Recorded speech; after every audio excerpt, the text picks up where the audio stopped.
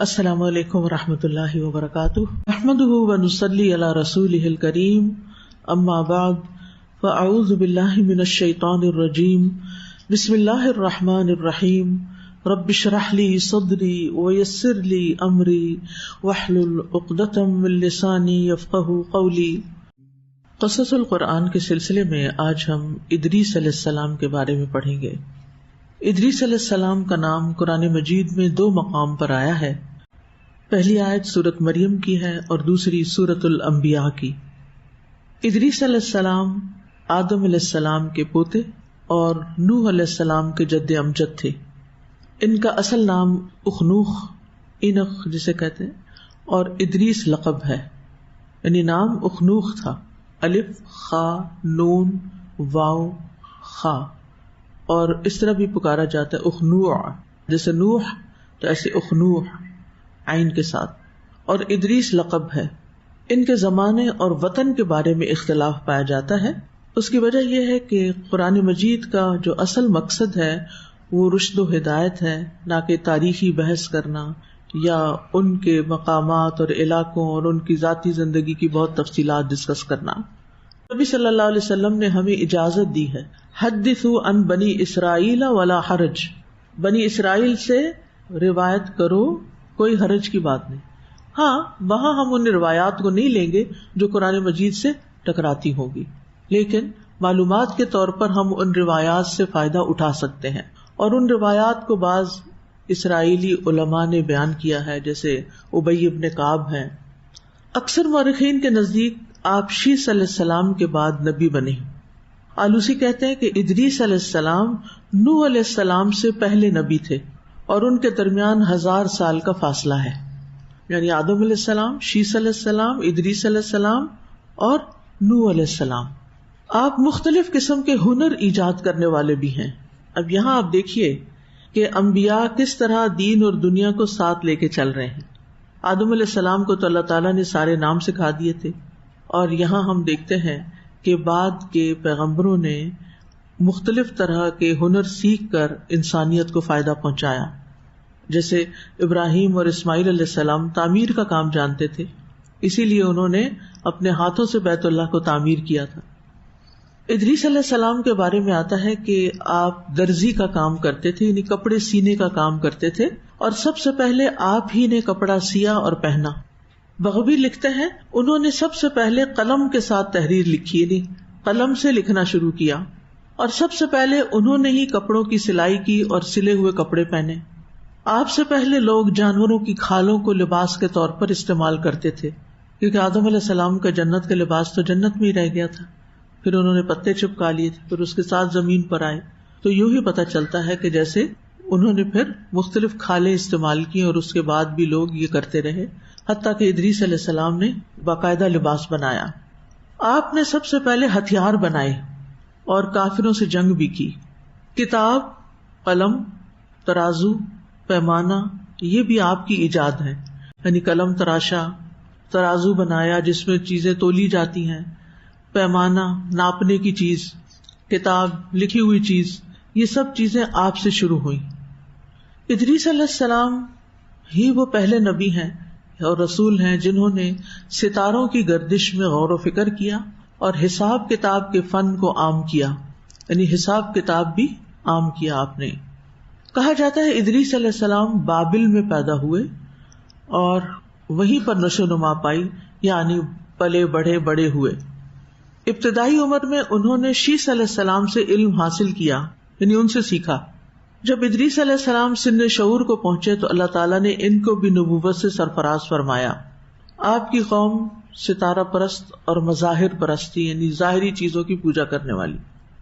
جب آپ نے اپنی قوم کو توحید کی دعوت دی تو انہوں نے آپ کی دعوت ماننے سے انکار کر دیا اور آپ کی مخالفت پر اتر آئی.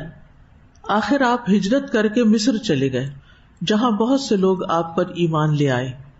یہ بھی کہا جاتا ہے کہ ادریس علیہ السلام کئی زبانیں جانتے تھے. جب مصر میں سکونت اختیار کر لی تو یہاں بھی انہوں نے پیغام الہی اور امر بالمعروف اور نہی عن المنکر کا فریضہ انجام دینا شروع کر دیا. کہا جاتا ہے کہ ان کے زمانے میں 72 زبانیں بولی جاتی تھی اور اللہ تعالیٰ کی عطا اور بخشش سے یہ وقت کی تمام زبانوں کے زباندان تھے، یعنی ساری زبانیں انہوں نے سیکھی، اور ہر ایک جماعت کو اسی کی زبان میں تبلیغ کرتے تھے. تو گویا ان کے زبان سیکھنے کا مقصد بھی بہت اعلیٰ تھا. ادریس علیہ السلام کی علم میں بڑی مہارت تھی. آپ علم میں ہندسہ یعنی جیومیٹری، جس میں ریاضی کے اصولوں کی مدد سے اشیاء کی پیمائش اور مقدار وغیرہ معلوم کی جاتی ہے. مہندس لفظ آپ نے سنا ہوگا، انجینئر کو کہتے ہیں. حساب، میتھمیٹکس اور نجوم میں ماہر تھے. ادریس علیہ السلام پہلی ہستی ہیں جنہوں نے علم و حکمت اور نجوم کی ابتدا کی، اس لیے کہ اللہ تعالیٰ نے ان کو افلاک اور ان کی ترکیب، کواکب اور ان کے اجتماع اور افتراق کے نکات اور ان کی باہم کشش کے رموز و اسرار کی تعلیم دی، اور ان کو علم عدد اور حساب کا عالم بنایا. یعنی یہ ساری چیزیں وہاں سے ان کا آغاز ہوا، اور یہ بھی علوم ہے اور کافی مشکل علوم ہے، اور یہ بھی ایک طرح سے الہامی. ادریس علیہ السلام کو ملے اور پھر وہاں سے آگے لوگوں نے سیکھے، تو لوگوں نے اس سے پھر فائدہ اٹھایا. تو اب اگر آپ میتھمیٹکس پڑھ رہے ہیں، الجبرا پڑھ رہے ہیں، آپ کے بچے پڑھ رہے ہیں، تو ایک بورنگ سبجیکٹ ہے، جلدی تھک جاتے ہیں، اور پھر کیا فائدہ ان کے سیکھنے کا. تو آپ ان کو کیا بتا سکتی کہ ثواب کی نیت سے سیکھو. یہ کس نے سیکھا تھا؟ یہ کس نے شروع کیا تھا؟ ادریس علیہ السلام نے. آدم علیہ السلام کو نام سکھائے گئے تھے، اب اس سے آگے بڑھ کر ان چیزوں کے کام سکھائے جا رہے ہیں، ان کے استعمال کا طریقہ سکھایا جا رہا ہے. تو انہوں نے مختلف گروہوں اور امتوں کے لیے ان کے مناسب حال قوانین بھی مقرر کیے، یعنی قوانین بھی بنائے. چونکہ انہوں نے ہجرت کی تھی ایک جگہ سے دوسری جگہ، تو جہاں وہ جاتے تھے وہاں کے لوگوں کے مزاج اور ضرورت کے مطابق ان کے لیے قوانین بھی بناتے. اسی لیے اگر کوئی لا پڑھ رہا ہے تو کوئی حرج نہیں. اتنی زمین اس وقت تک آباد تھی، اس کو 4 حصوں میں تقسیم کیا اور ہر ایک کا کوئی نہ کوئی ذمہ دار مقرر کیا. یہ مینجمنٹ تھی. اور یہ جو 4 حصوں میں ملک کو تقسیم کیا نا، تو ان چاروں کے لیے ضروری قرار دیا کہ تمام قوانین سے مقدم شریعت کا وہ قانون رہے گا. یعنی لوکل قوانین بھی ہوں گے، جیسے ٹریفک کا قانون ہوتا ہے یا اور اس طرح کی ضروری پراپرٹی کی رجسٹریشن وغیرہ یا اور کام، اس کے بھی قانون ہوتے ہیں. لیکن ان سب کے اوپر شریعت کا قانون ہوگا جس کے مطابق باقی قوانین کام کریں گے، اور جس کی تعلیم وحی الہی کے ذریعے میں نے تم کو دی ہے. یعنی ادریس علیہ السلام نے کہا اپنے لوگوں کو. تو ادریس علیہ السلام کی تعلیم کا جو بنیادی نقطہ بتایا جاتا ہے ان کے بارے میں، وہ ہے اللہ کی ہستی اور اس کی توحید پر ایمان لانا، صرف خالق کائنات کی پرستش یا عبادت کرنا، آخرت کے عذاب سے رستگاری کے لیے اعمال صالحہ کو ڈھال بنانا، دنیا سے بے التفاتی اور تمام امور میں عدل و انصاف کو پیش نظر رکھنا، اور مقررہ طریقے پر عبادت الہی کرنا، ایام 20 کے روزے رکھنا. سبحان اللہ، یہ بات پڑھ کے تو مجھے بڑی حیرت ہوئی کہ یہ سنت جب سے چلی آ رہی ہے. یہ ان چیزوں میں سے ہے نا جو انسان کی صحت کے لیے، دین کے لیے، اخلاق کے لیے بہت ہی فائدہ مند چیزیں ہیں. دشمنان اسلام سے جہاد کرنا، زکوٰۃ ادا کرنا، طہارت و نظافت سے رہنا، ہر نشہ آور شے سے پرہیز کرنا ان کی تعلیم کا لب لباب ہے. انہوں نے اپنے پیروکاروں کے لیے اللہ کے حکم سے سال میں چند دن عید کے مقرر فرمائے، چند مخصوص اوقات میں نظر اور قربانی دینا فرض قرار دیا. اب یہ ساری چیزیں اوپر سے ہی آ رہی ہیں. ان میں سے بعض رویت ہلال پر ادا کی جاتی تھی، یعنی چاند دیکھ کر، کیلنڈر بھی یہی تھا. اور بعض جگہ جب سیارے اپنے برج میں داخل ہوں اور بعض سیارے بعض سیاروں کے مقابل آ جائے تو اس وقت وہ کام ہوتے تھے. تو انہوں نے ان سیاروں کو دیکھ کر کچھ کام مقرر کیے ہوئے تھے وقت کے حساب کے لیے. قرآن مجید میں بھی آتا ہے نا کہ یہ عدد السنین والحساب، یہ سورج چاند کیوں اللہ نے بنایا؟ تاکہ سالوں اور حساب کتاب کی گنتی ہو سکے کہ کون سا کام کب کرنا ہے. ادریس علیہ السلام کو حلیہ بھی آتا ہے کتابوں میں، اور وہ کچھ یوں ہے کہ بہت عمدہ اوصاف کے مالک تھے، پورے قد و قامت کے مالک تھے، خوبصورت تھے، خوبرو تھے، گھنی داڑھی تھی، چوڑے کندھے تھے، مضبوط ہڈیوں والے تھے، دبلے پتلے تھے، سنجیدہ تھے، چمکدار آنکھوں والے، گفتگو باوقار تھی، خاموشی پسند تھی، راستہ چلتے ہوئے نیچے نظر رکھتے تھے، غصہ بھی کرتے تھے یعنی جہاں ضرورت ہوتی تھی، اور بات کرتے ہوئے صرف شہادت کی انگلی سے اشارہ کرنے کے عادی تھے. یعنی بات کرتے ہوئے پورا ہاتھ نہیں لہراتے نہیں تھے پورا پورا ہاتھ، بلکہ ایک انگلی شہادت کی اٹھاتے تھے. یہ باڈی لینگویج میں. آپ نے 365 برس کی عمر پائی، 365 ایئرس. پھر جس میں خاکی کے ساتھ آسمان پر اٹھا لیے گئے۔ معراج کی رات رسول اللہ صلی اللہ علیہ وسلم سے آپ کی ملاقات کس آسمان پہ ہوئی؟ کسی کو یاد ہے؟ چوتھے آسمان پہ۔ صحیح بخاری کی روایت ہے یہ، چوتھے آسمان پر ملاقات ہوئی تھی نبی صلی اللہ علیہ وسلم کی ان سے۔ اور ان کا یہ نام اس لیے ہے کہ ادریس کا لفظ درس سے ہے، درس و تدریس، کہ بہت زیادہ پڑھتے پڑھاتے تھے، کتابیں پڑھتے تھے۔ آپ سوچ رہے ہوں گے اس زمانے میں کون سا پرنٹنگ پریس تھا جو کتابیں تھی، تو کون سی کتابیں پڑھتے تھے؟ اللہ نے بھی تو کچھ کتابیں اتاری ہیں، صحیفے، کتابیں۔ ان کے بارے میں آتا ہے کہ اللہ تعالیٰ نے آپ پر 30 صحیفے نازل کیے تھے۔ ہمارے 30 سپارے ہیں نا، تو ان پہ 30 صحیفے نازل ہوئے تھے۔ اب وہ جو نازل ہوتے وہ اس کو پڑھتے تھے اور ان کا درس بھی دیتے تھے، صرف خود اپنے لیے نہیں پڑھتے تھے بلکہ دوسروں کو بھی پڑھاتے تھے، تو اس سے ان کا یہ نام پڑا تھا۔ انہ کان صدیقا نبیا، صدیق جو ہے اس میں اللہ تعالیٰ نے ان کی نبوت کے ساتھ صدیقیت کو جمع کیا ہے کہ ان کے اندر مکمل تصدیق تھی، کامل علم تھا، مضبوط یقین تھا، اور علم کے ساتھ ساتھ صالح عمل بھی تھا۔ اللہ نے ان کو اپنی وحی کے لیے منتخب کیا، اپنی رسالت کے لیے چن لیا تھا، کیونکہ وہ انتہائی سچے انسان تھے، راست باز انسان تھے، اور یہ نبی کے رتبے سے بلند تھے کیونکہ اللہ تعالیٰ نے ان کو رسول بنایا تھا۔ وَرَفَعْنَاهُ مَكَانًا عَلِيًّا، اور ہم نے ان کو بلند مقام پہ اٹھا لیا۔ یہ ادریس علیہ السلام کا دوسرا وصف بیان ہوا ہے۔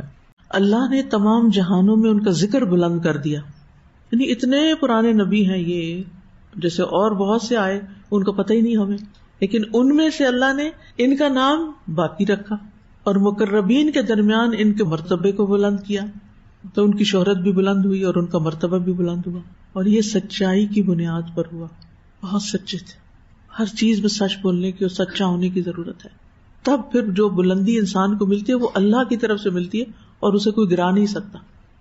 نمبر 2، ظاہری اور حقیقی رفعت، یعنی جسمانی طور پر ان کو اٹھا لیا گیا، ایک معنی یہ ہے، اور یہ اکثر مفسرین کا قول ہے۔ واقعہ معراج کے موقع پر نبی صلی اللہ علیہ وسلم نے فرمایا، پھر جبریل علیہ السلام مجھے چوتھے آسمان پر لے کر پہنچے اور دروازہ کھٹکھٹایا۔ پوچھا گیا کون ہے؟ انہوں نے جواب دیا میں جبریل ہوں۔ پوچھا گیا تمہارے ساتھ کون ہے؟ انہوں نے کہا محمد صلی اللہ علیہ وسلم ہے۔ پوچھا گیا کیا انہیں دعوت دی گئی تھی؟ انہوں نے کہا ہاں۔ کہا گیا خوش آمدید، جس سفر پر آئے وہ مبارک اور خوشگوار ہو۔ یہ پہلے آسمان والوں نے ویلکم کیا اس طرح۔ پھر دروازہ کھول دیا گیا اور جب چوتھے آسمان پہنچے تو ادریس علیہ السلام سے ملاقات ہوئی۔ جبریل علیہ السلام نے کہا یہ ادریس ہیں، انہیں سلام کریں۔ میں نے سلام کیا، کیونکہ حکم کیا ہے جو باہر سے آئے وہ سلام کرے گھر والوں کو۔ میں نے سلام کیا تو انہوں نے سلام کا جواب دے کر کہا نیک بھائی اور صالح نبی خوش آمدید۔ نیک بھائی صالح نبی خوش آمدید، یعنی نبی صلی اللہ علیہ وسلم کو انہوں نے ویلکم کیا۔ تو اس سے یہ پتہ چلتا ہے اور صحیح صاف حدیث سے کہ وہ چوتھے آسمان پر بلند اٹھائے ہوئے ہیں۔ اسرائیلی روایات میں اس کی تفصیل تھوڑی سی مزید ڈیٹیل ملتی ہے، وہ کیا ہے؟ عبداللہ بن عباس نے کعب احبار سے دریافت کیا، کعب احبار یہودی عالم تھے، پھر مسلمان ہو گئے تھے، کہ ادریس علیہ السلام سے متعلق اس آیت وَرَفَعْنَاهُ مَكَانًا عَلِيًّا کا کیا مطلب ہے؟ تو کعب رضی اللہ عنہ نے جواب دیا کہ اللہ تعالیٰ نے ادریس علیہ السلام پر ایک مرتبہ یہ وحی نازل فرمائی، اے ادریس، تمام اہل دنیا جس قدر روزانہ نیک عمل کریں گے ان سب کے برابر میں تمہیں ہر دن اجر عطا کروں گا۔ جیسے قابیل کے ساتھ کیا ہوا کہ دنیا میں جتنے قتل ہوں گے اس کے برابر گناہ اس کو ملے گا، اور ادریس علیہ السلام سے یہ وعدہ کیا گیا کیونکہ اللہ کے مقرب بندے تھے نا۔ ادریس علیہ السلام نے یہ سنا کہ اتنا ثواب مجھے روز ملے گا، تو ان کو یہ خواہش پیدا ہوئی کہ میرے اعمال میں روزانہ اضافہ ہو، اس لیے عمر کا حصہ طویل ہو جائے تو اچھا ہے، اور پھر زیادہ دن جیوں، موت نہ آئے، تاکہ جتنے دن جیوں گا اتنے دن عمل زیادہ بڑھے گا۔